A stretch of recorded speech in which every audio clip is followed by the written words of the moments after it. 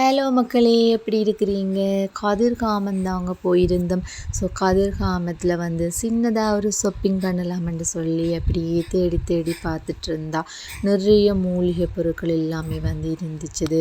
பாருங்க, ஆவாரம்பூன்னு சொல்லி வித்துட்டு இருந்தாங்க. இது வந்து நாங்கள் குடிநீர் மாதிரி குடித்தோம்னு சொன்னால் உடம்புக்கு வந்து ஹெல்த்தியாக இருக்குமென்னு சொல்லி சொன்னாங்க. ஸோ 150 கிராம் 160 ரூபான்னு சொல்லி வித்துட்டு இருந்தாங்க. அதை விட இங்கால பார்த்தோம்னா நிறைய மூலிகை பொருட்கள் எல்லாமே வந்து இருந்துச்சு. அப்படியே பார்த்தோம்னு சொன்னால் எங்களை பொரி, அதே மாதிரி தேங்காய் பிக்கீரின்னு சொல்லுவோம், அதே மாதிரி நென்னரி வேர், அதே மாதிரி வேறு அந்த நிறைய பொருட்கள் எல்லாமே வந்து காய பண்ணி அப்படியே வித்துட்டு இருந்தாங்க. இப்படியே பார்த்தோம்னா சந்தனக்கட்டு, அதே மாதிரி எங்களை குங்குமம்னு சொல்லலாம் வித்துட்டு இருந்தாங்க. இப்படியே வேறுங்க வேப்பம் விதை எல்லாமே வந்து விற்றுருந்தாங்க. ஸோ நுழம்புக்கு வந்து இந்த புகை மூட்டுறதுக்கு வந்து சூப்பராக இருக்கும்னு சொல்லி சொன்னாங்க.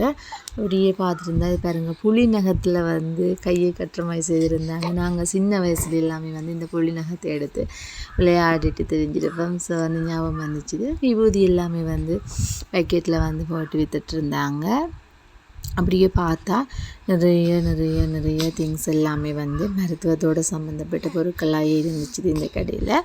ஸோ இந்த கதிர்காமத்து மேலே நாங்கள் ஷாப்பிங் பண்ணலாம்னு போய் பார்த்தா எல்லா கடையிலையுமே வந்து இப்படியான திங்ஸ் தாங்க இருந்துச்சு.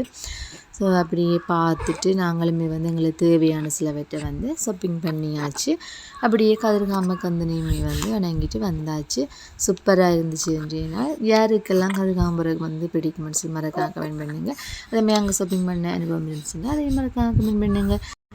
அதே மாதிரி இதெல்லாம் என்னென்னு உங்களுக்கு தெரிஞ்சிச்சுன்னு சொன்னால் அதையுமே வந்து மறக்காமல் கமெண்டில் சொல்லுங்கள்.